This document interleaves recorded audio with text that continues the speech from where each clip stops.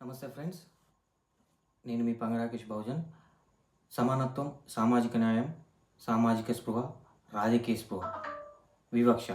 Yes, ఈ పదాలన్నీ చాలామందికి కొత్తగా వింతగా ఉన్నాయి కదూ. ఎస్, ఇవే పదాలు మన హక్కులు,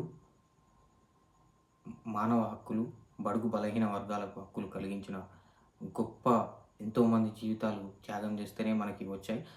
అంటరానితనం, వివక్ష ఇలాంటి పదాలు మన దరి చేరకుండా ఈరోజు మనం ఈ స్థాయిలో ఉన్నాము అనడానికి ఎంతోమంది గొప్ప గొప్ప వ్యక్తుల, సంఘ సంస్కర్తల జీవితం త్యాగం చేస్తేనే మనం ఈ స్థాయిలో ఉన్నాం. అందులో 19వ శతాబ్దానికి చెందిన వారే మహాత్మా జ్యోతిబా పూలే, సావిత్రిబాయి పూలే గారు. 79 ఏళ్ల స్వతంత్ర భారతంలో కూడా వివక్ష రూపాంతరం చెంది భౌతిక వ్యవస్థ కాస్త సామాజిక వ్యవస్థగా రూపాంతరం చెందింది.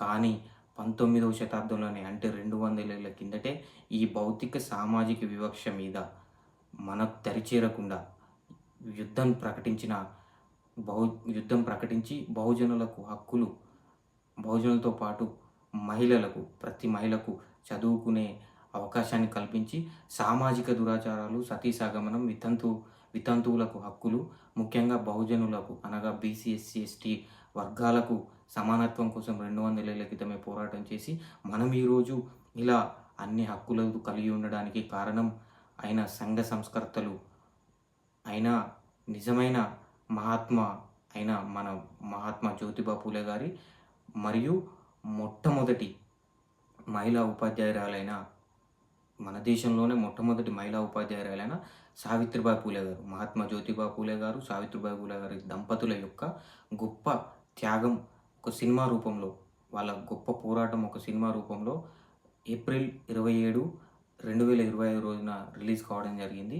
పూలే జయంతి రోజున, అంటే ఏప్రిల్ 17 రోజున విడుదల కావాల్సిన ఈ సినిమా కొన్ని మూకల ఒత్తిడితో, అంటే కొన్ని కుసంసవాదులు ఉంటారు కదా, ఇప్పటికీ సామాజిక వివక్షలు చూపెట్టాలనే అహంకారంతో ఉండే వ్యక్తుల యొక్క కంప్లైంట్స్తో సెన్సార్ బోర్డు ఈ సినిమాను కొన్ని షరతులతో, అంటే 12 షరతులతో, అందులో ఉన్న డైలాగ్స్ కొన్ని నిజమైన చరిత్రను డైరెక్టర్ చెప్పడానికి ప్రయత్నించిన క్రమంలో ఇవి మాకు ఆటంకంగా ఉన్నవి, మా మనోభావాలు దెబ్బతీసేలా ఉన్నా అనే కంప్లైంట్స్ ఇస్తూ ఆ సినిమాను అడ్డుకోవడానికి శతవిధాలుగా ప్రయత్నం చేసినప్పటికీ ఆ సినిమా కొన్ని కొన్ని రోజులు లేట్ అయినా కూడా ఏప్రిల్ 27, 2025 రోజున రిలీజ్ కావడం జరిగింది.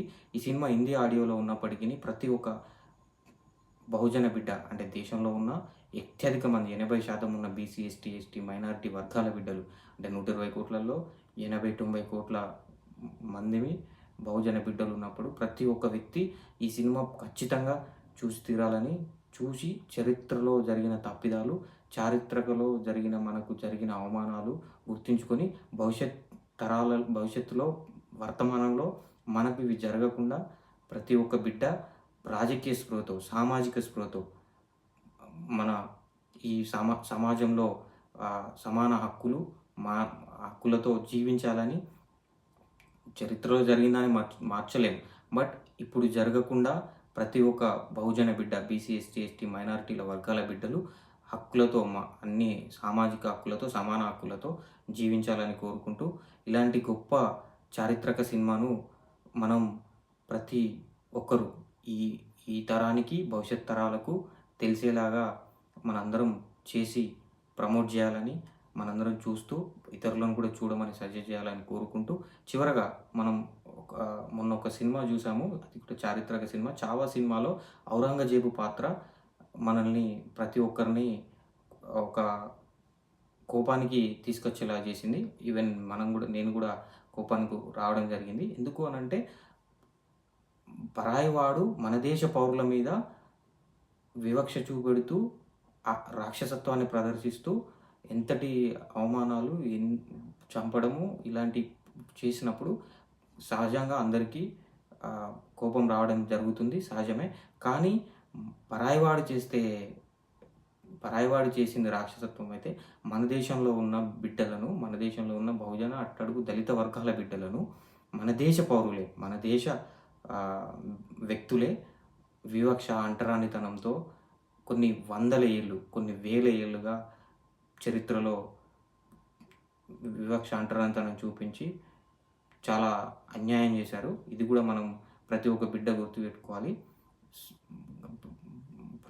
గతం గతః. బట్ ప్రెజెంట్‌లో మాత్రం అలాంటి వివక్షలు జరగకుండా ప్రతి ఒక్క బిడ్డ రాజకీయ చైతన్యం, సామాజిక చైతన్యంతో ముందుకెళ్ళాలని, దాంతోపాటు సామాజిక వ్యవస్థ కాస్త సామాజిక వివక్ష కూడా ఈ మధ్య జరుగుతుంది. ప్రతిదాన్ని మనం గమనించే రాజకీయ చైతన్యం, సామాజిక చైతన్యం మనం పెంచుకోవాలని చదువుకున్న ప్రతి ఒక్కరూ సామాజిక చైతన్యం, రాజకీయ చైతన్యం పెంచే విధంగా ప్రతి ఒక్కరూ వాళ్ళ వంతు సహకారం సమాజానికి ఇవ్వాలని కోరుకుంటూ ముగిస్తున్నాను.